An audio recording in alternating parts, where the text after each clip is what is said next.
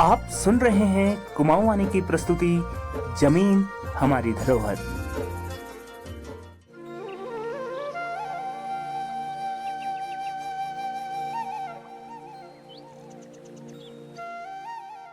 रतनदा का खेत जमनदा के कब्जे में निकला, उन्होंने बेच दिया। जमनदा का खेत रतनदा के आंगन के आगे निकला तो उन्होंने भी बेच दिया। यह कहानी काल्पनिक है, लेकिन सत्य के उतने ही करीब है जितना सुबह होते ही चिड़ियां चहकती हैं, नदियां नीचे की ओर बहती हैं और समुद्र का पानी खारा होता है। यानी आज हम एक ऐसी मुसीबत से लड़ रहे हैं जो हमारे पूर्वजों ने कभी सोची ना हो। हमारे बुबू पड़बुबू ने आपसी भरोसे, प्यार एवं एक दूसरे की सहूलियत के लिए खेतों की अदला बदली की, लेकिन ये पीढ़ी तो अब उसे अवसर के तौर पर देखती है। आज उन्हीं खेतों में बड़े बड़े होटल, कोठियां हैं जो हमारे बुजुर्गों की थात थी। आज हमारे गांवों में जमीनों के विवाद चरम पर है। इन सब के बीच एक नया प्रोफेशन बना है, नाम है प्रॉपर्टी डीलर। हाँ, कह भी सकते हैं वैसे जमीनों के दलाल, लेकिन कहने में अच्छा नहीं लगता। वो दिन भर पहाड़ों की जमीनों को खोजते हैं, फिर देखते हैं कि कौन जरूरतमंद है और अपने खेत बेच सकता है। दोस्तों, आप और हम सब जानते हैं कि उत्तराखंड आंदोलन से बना प्रदेश है, लेकिन आज और एक आंदोलन कभी सोशल मीडिया पे तो कभी सड़कों पर देखा जा रहा है। वो है भू कानून को लेकर। भू कानून पर बात हम जरूर करेंगे और ये श्रृंखला हम लेकर आए हैं आप लोगों के लिए सिर्फ भू कानून पर। लेकिन ये भी तो समझना होगा कि हमारी जो जमीनें हमारे पास हैं वो आई कहाँ से, उनका इतिहास क्या है, कैसे इन जमीनों का वर्गीकरण हुआ कि कौन वन पंचायत है, कौन भूमिधरी या रजिस्ट्री की लैंड है, कौन रिजर्व फॉरेस्ट है, कौन, जब हम यूपी जेडे जिसे कहते हैं, कौन क्या है। पहले हम अपनी जमीनों को तो समझें। तो दोस्तों नमस्कार, मैं हूं आपका अपना रेडियो दोस्त बहादुर सिंह इनवाल और आप मुझे सुन पा रहे हैं 90.4 मेगाहर्ट्ज कुमाऊं वानी सामुदायिक रेडियो, अपन बात में। जी हाँ दोस्तों, आज हम एक श्रृंखला लेकर आ रहे हैं आप लोगों के बीच जो होगा हमारी जमीनों पर आधारित। इसके हर एक भाग में हम अपनी जमीनों के बारे में कुछ न कुछ जानेंगे, चाहे वो कानून वर्तमान हो, चाहे हम जिसकी मांग कर रहे हों। लेकिन आज पहले भाग में हम जानते हैं कि आखिर जो जमीनें हमारे पास हैं वो हमारे पास आई कैसे, क्या इन जमीनों का इतिहास है। इन सब को जानने के लिए हम पहुंचे हैं भवाली में और यहाँ पर हमारे मेहमान हैं एडवोकेट श्री तरुण जोशी जी, जिनका एक लंबा अनुभव है और वो सामाजिक मुद्दों और सरोकार से, पहाड़ के लोगों से जुड़े विषयों पर हमेशा काम करते हैं और लोगों को सहयोग करते हैं। तो नमस्कार सर, स्वागत है आपका रेडियो कुमाऊं वानी में। जी धन्यवाद सर। अभी भू कानून को लेकर आवाजें उठ रही हैं, सोशल मीडिया हो, सड़कों पर हो, लोग आवाज उठा रहे हैं, इसके बारे में आप क्या कहेंगे? जो विषय आपने उठाया है निश्चित रूप से ये विषय आज के दिनों में एक तो बहुत ज़्यादा महत्वपूर्ण है और मुझे लगता है कि सबसे ज़्यादा चर्चा का भी ये आज के दिनों में विषय है। जो हमारा जो युवा वर्ग है वो जिस तरह से भू कानून को लेकर के आंदोलित है, तो उससे एक बात तो ये तो पता चलती है कि युवाओं को कहीं ना कहीं इस बात का अंदेशा है कि उनके हाथ से जो प्राकृतिक संसाधन है वो उनके हाथ से निकल रहे हैं और अगर एक बार ये प्राकृतिक संसाधन उनके हाथ से निकल जाते हैं तो उनका भविष्य क्या होगा, जिसको लेकर के वो चिंतित हैं और उनका चिंतित होना बिल्कुल वाजिब है। और इसके लिए वो अगर मांग कर रहे हैं किसी ने भू कानून की, तो वो मांग एक तरीके से उचित भी है। लेकिन भू कानून की मांग असल में होनी क्या चाहिए और भू कानून है क्या, हमारे यहाँ ज़मीनों का जो इतिहास है वो क्या है, किस तरह से ज़मीन हमारे पूर्वजों ने के पास आई, इस सब को मुझे लगता है कि थोड़ा हम लोगों को समझना बहुत ज़रूरी है। क्योंकि जब आप गांव के भीतर, खासतौर पर जब हम गांव की बात करते हैं, और आप जानते हैं कि जो अभी भी जो भू कानून है उसमें जो शहर हैं, शहर में दूसरी तरीके का भू कानून है जिसको हम नजूल एक्ट कहते हैं, और जब हम गांव के भीतर जाते हैं तो वहाँ पर जो भू कानून है वो यूपीजेड है, उत्तर प्रदेश जमींदारी एबोलिशन एक्ट। तो उसको लेकर के गांव के भीतर कई तरीके की जो है संरचनाएं मौजूद हैं, कई तरीके के विवाद भी मौजूद हैं, जमीनों की कई तरीके की स्थितियां हैं, तो और उनका जो जुड़ाव है वो हमारी इतिहास के साथ है। तो अगर हम उसको समझ नहीं पाते हैं और उसको समझे बगैर अगर हम एक भू कानून की बात कर रहे हैं तो मेरी समझ में वो कोई समाधान हमको देने वाला नहीं है, या जिस तरह से वर्तमान में ये मांग की जा रही है। सर, हमारी उत्तराखंड की जो पर्वतीय जमीनें हैं, इनका इतिहास क्या है, इनके प्रबंधन का इतिहास क्या है, इसके बारे में थोड़ा बताएं। तो आइए थोड़ा सा पहले तो ये समझने की कोशिश करते हैं कि हमारे जो पर्वतीय क्षेत्र में अभी बात पूरी तरीके से अपनी जो बात केंद्रित करूंगा वो पर्वतीय क्षेत्र में केंद्रित करूंगा। तो जो हमारे पर्वतीय क्षेत्र में भूमि का जो प्रबंधन है वो किस तरीके का था, तो अगर इसको हम थोड़ा पीछे जा करके देखें, हमारे यहाँ एक काल आता है 1815 एक सन है जिसमें अंग्रेज हमारे यहाँ आए थे। और 1815 से थोड़ा और अगर आप पीछे की तरफ जाते हैं तो 1790 में जो है हमारे यहाँ गोरखों का राज शुरू हुआ था। नेपाल ने एक तरीके से हमारे यहाँ आक्रमण किया था और उनके पास यहाँ का काफी इलाका जो है वो चला गया था। और 1790 से और अगर हम थोड़ा पीछे जाते हैं तो हम देखते हैं कि यहाँ पर जो स्थानीय राजा थे उन लोगों का शासन था, खासतौर पर जो चंद राजा थे उन लोगों का शासन था। और चंद राजाओं के समय से अगर हम अपने भूमि के इस प्रबंधन को समझने की कोशिश करें तो हम देखते हैं कि उस समय में पूरे देश में ही लगभग और हमारे यहाँ भी जो भूमि थी, एक वाक्य बहुत प्रचलित था कि सब है भूमि गोपाल की। तो गोपाल कौन था? गोपाल तो गोपाल ही हैं जो पूरी दुनिया को चला रहे हैं एक तरीके से। तो वो सभी जमीन का मालिक उनको बताया गया, लेकिन उनका प्रतिनिधि हमारे यहाँ कौन था? अलग अलग जो हमारे यहाँ राज्य बने हुए थे, अलग अलग जो सत्ताएं थी, उन सत्ताओं में उसका प्रतिनिधि जो वहां का राजा होता था वो एक तरीके से गोपाल का प्रतिनिधि होता था। ठीक है। और गोपाल का प्रतिनिधि होने के नाते जो जमीन का जो मालिक है वो राजा होता था। ठीक है। और राजा क्योंकि जमीन का मालिक तो था, लेकिन राजा सब जगह खेती तो नहीं कर सकता था ना, तो खेती तो प्रजा को करनी होती थी। तो राजा क्या करता था कि जमीनें लोगों को देता था, उसके लिए उसने एक व्यवस्था बनाई थी जिसको हम पहले वो थोकदारी की व्यवस्था भी कहते हैं। तो उस थोकदारी व्यवस्था में क्या होता था कि राजा के प्रतिनिधि होते थे जो कुछ गांव के कुछ इलाके के मालिक हुआ करते थे और वो जमीनें लोगों को देते थे। मतलब देने का मतलब ये था कि लोग जमीन की जिस जमीन के ऊपर खेती कर रहे हैं उस जमीन का वो राजा को लगान देते थे। ज्यादातर ये लगान जो है वो फसल का 1/4 हुआ करता था, 1/4 आप राजा को देते थे और जो है बाकी जो फसल होती थी वो आप अपने पास रखते थे। और इसी से जुड़ा हुआ एक शब्द हमारे यहाँ जिसको कहते हैं थात। अच्छा। आज भी अगर आप कहीं पर भी जब बात करते हैं, पुरानी बात करते हैं, तो थात शब्द का इस्तेमाल जरूर किया जाता है।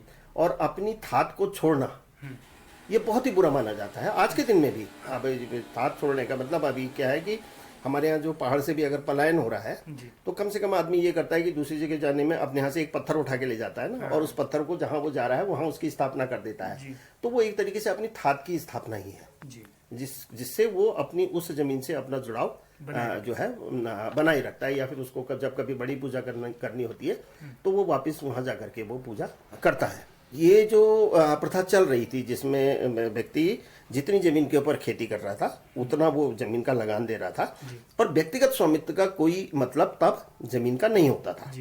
ठीक है। अगर आपके पास 4 खेत हैं और आप 4 खेतों में आपने खेती करी है तो आप 4 खेतों का लगान देंगे।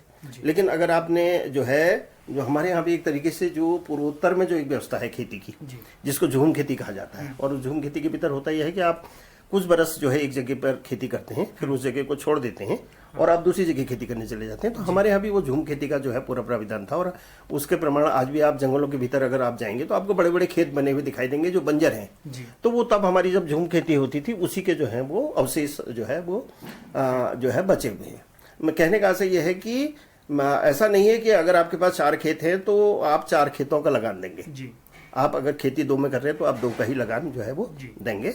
तो अब अक्सर लोग ये क्या करते थे कि 4 खेतों में से 2 खेतों में वो खेती करते थे और 2 खेतों को बंजर छोड़ते थे और उन बंजर खेतों में जो है उनके जानवर चरा करते थे। तो एक तरफ तो जानवरों को चारा मिलता था और दूसरी तरफ खेत को जो है आपको फर्टिलिटी मिलती थी, जो उपजाऊपन है वो मिलता था, क्योंकि वो गोबर वगैरह उसमें सब जो है जाता था। और दूसरा लगातार खेती नहीं होने से वो जो मिट्टी की जो वो है आपकी उर्वरता जो है वो भी बनी रहती थी। तो फिर लोग उसको छोड़ते थे, पलटा जिसको कहते हैं, और अगले साल दूसरी या 2 साल में या 3 साल में अलग अलग सिस्टम थे लोगों के, उसके हिसाब से वो दूसरी जमीन के ऊपर खेती करते थे। गांव जो है, हमारे गांव वो प्रमुख जगह है जहां एक समुदाय के तौर पर हम रह रहे हैं। इन गांवों के बसने का इतिहास अगर आप बता पाएं। हमारे यहाँ जो गांव बसे उन गांव के बसने का भी एक तरीका था। ज्यादातर ये था कि हमारे यहाँ क्योंकि ज्यादा संख्या जो थी वो क्षत्रिय लोगों की थी, तो तो जब एक गांव में आबादी ज़्यादा बढ़ जाती थी तो वहाँ से कुछ क्षत्रिय लोग निकलते थे, वो एक नए इलाके की खोज करते थे जी।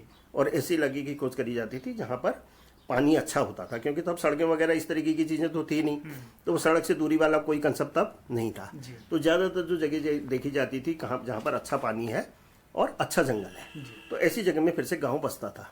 तो क्षत्रिय लोग कुछ एक जगह पे जाते थे, ऐसी जगह की खोज करते थे, उस जगह को थोड़ा समतल करते थे, रहने लायक बनाते थे वो। तब वो जो हमारा जो दलित समुदाय है उस दलित समुदाय को आमंत्रित करते थे, क्योंकि खेती करना मूलतः दलित समुदाय का काम होता था, ठीक है ना, हल लगाना और ये तमाम चीज़ें। इसीलिए आप देखेंगे हमारा एक कल्चर भी उसके साथ डेवलप हो रहा है, आप लगातार देखिए, ठीक है, कि जिसमें वो बड़ी धोती, छोटी धोती, हल लगाने वाले, गैर हल लगाने वाले, ये तमाम चीज़ें आती हैं, लोहार को साथ ले जाने का सिस्टम। जी जी जी। तो वो ये कल्चर भी आप देखो कि खेती के साथ कैसे कैसे वो कल्चर भी डेवलप होते जा रहा है। एक तरफ जो है ठाकुर आए, दूसरा तरफ उन्होंने जो है दलित लोगों को बुलाया और तीसरी तरफ ब्राह्मण लोगों को बुलाया। अब गांव जो बसा भी है, आप किसी भी गांव को बसा कर देखिएगा तो जो तालाबों की जो जमीन है जिसके भीतर सिंचाई के साधन भी है, खेती है, ये सारी जमीन आपको ठाकुर लोगों के पास, एक तरीके से क्षत्रिय जिनको हम कहते हैं, या आज के दिन में हम ठाकुर कहते हैं, या कभी खसिया भी कहते थे, तो उन लोगों के पास आपको वो जमीन दिखाई देगी। फिर आपको एक पैच ऊपर, थोड़ा उससे ऊपर दिखाई देगा, जिसमें जमीन जो है वो ब्राह्मण लोगों के पास होगी, जिनको उन्होंने पुरोहित के तौर पर अपने बुलाया था और उनको जमीन दे दी थी। और तीसरी तरफ आपको एक तरफ जमीन दिखाई देगी जो जमीन दलित लोगों के पास होगी, और उस जमीन के भीतर आप देखेंगे वो इस तरीके की ज्यादा ऊंचाई की जगह में, इस तरीके की जगह पर होगी जो उबड़ खाबड़ है, जिसमें खेती करने का कोई प्राविधान नहीं है, ज्यादातर वो जमीनें केवल रहने के लिए है। तो ये भी समाज का एक जमीन के साथ साथ और जो है आजीविका के साथ साथ समाज का एक वर्गीकरण ये इस तरीके से भी गांव के भीतर जो है वो स्थापित होता था। लेकिन जब अंग्रेजों ने ये वो करी, बंदोबस्ती करी, तो ये वर्गीकरण टूटा, क्योंकि जो जहाँ पे था उसको वो जमीन मिली। और यहीं पर हम देखेंगे कि जो उच्च जातियां हैं उनके पास तो आपको जमीन पहाड़ के भीतर ठीक ठाक तरीके से दिखाई देती है, लेकिन जो दलित है उसके पास आपको जमीन बहुत कम दिखाई देती है। उसकी वजह यही है क्योंकि उनको खेती सीधे नहीं करनी थी, दलित को उनको खेती करनी थी इन लोगों के लिए, बदले में ये उनको अनाज देते थे। तो दोनों का एक संबंध था, इस संबंध के आधार पर चीजें आगे चल रही थी। अब इसी के साथ एक और चीज जो बहुत महत्वपूर्ण है कि आप किसी भी पर्वतीय इलाके में चले जाइए, तो किसी भी पर्वतीय इलाके में जमीन खेती जो है वो सिर्फ लोगों के जीवन यापन का अकेला तरीका नहीं हो सकती है, क्योंकि पहाड़ों के भीतर जो खेती है उसकी कुछ सीमाएं हैं। तो उन सीमाओं के चलते आपके लिए ये जरूरी था कि आप साथ में पशुपालन भी करिए, ठीक है। और अगर हम पुराने समय के, उस समय के चीज़ों को देखें, उस समय के कुछ दस्तावेजों को पढ़ें, तो लगभग हर परिवार के पास 40-50 से लेकर के 100-500 तक के जानवर हुआ करते थे, ठीक है।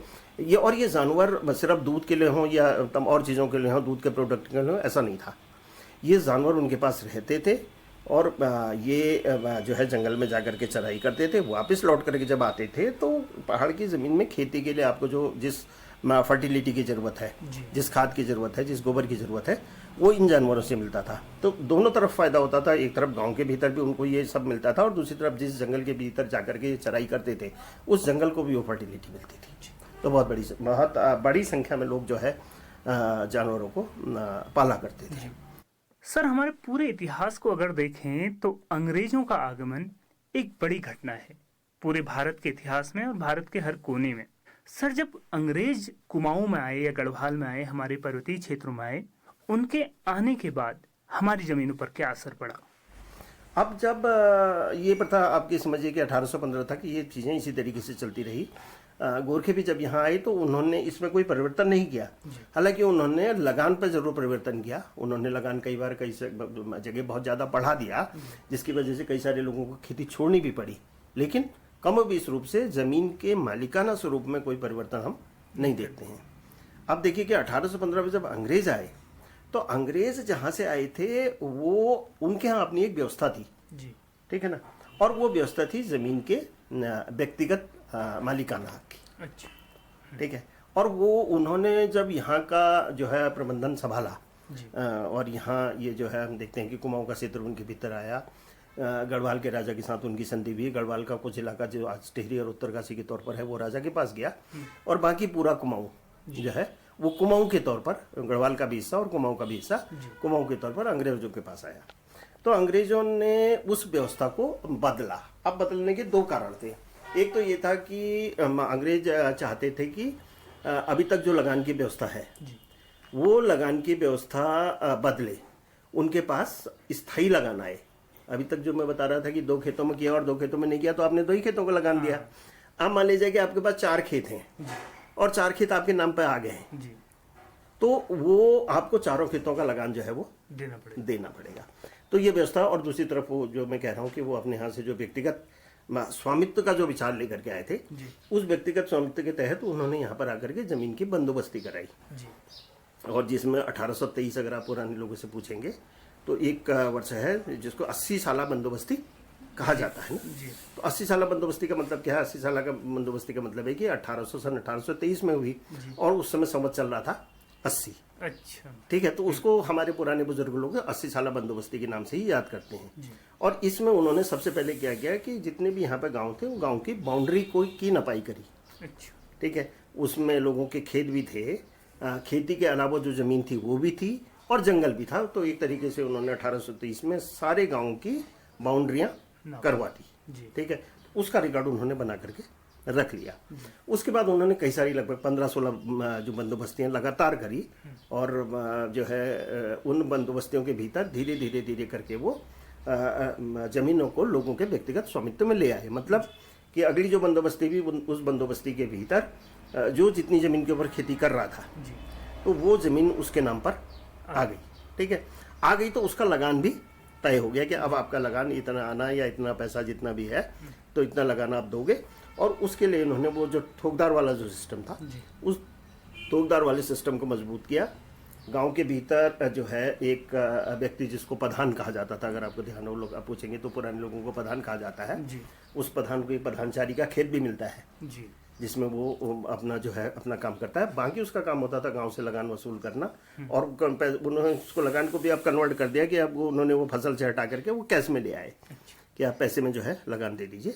तो वो पैसा में लगान जो है जाने लगा और लोगों के नाम पर जमीन जो है वो आने लगी। तो ये सारी व्यवस्था जो है अंग्रेजों के समय में भी इस तरीके से कायम रही। लेकिन अंतर बस इतना ही आया कि जो है लोगों के नाम पर जमीन चढ़ने लगी। तो इस तरह से सर आपने बताया कि जमीनें व्यक्तिगत तौर पर लोगों के नाम पर चढ़ने लगी। सर ये बहुत महत्वपूर्ण जानकारी है और हमारी जमीनों का एक महत्वपूर्ण हिस्सा है, महत्वपूर्ण इतिहास है। ये जानकारी आपने दी, इसके लिए बहुत बहुत धन्यवाद। तो दोस्तों, हमारी जमीनों को जानने के बारे में, हमारी थाट, हमारे पुरखों की जो जमीनें हैं, इनको जानने के बारे में एक छोटा सा कदम। इसका दूसरा भाग हम बहुत जल्द लेकर आएंगे, जिसमें हम जानेंगे कि इन जमीनों का वर्गीकरण कैसे हुआ। अभी के लिए अपने रेडियो दोस्त बहादुर सिंह इनवाल को दीजिए इजाजत। नमस्कार।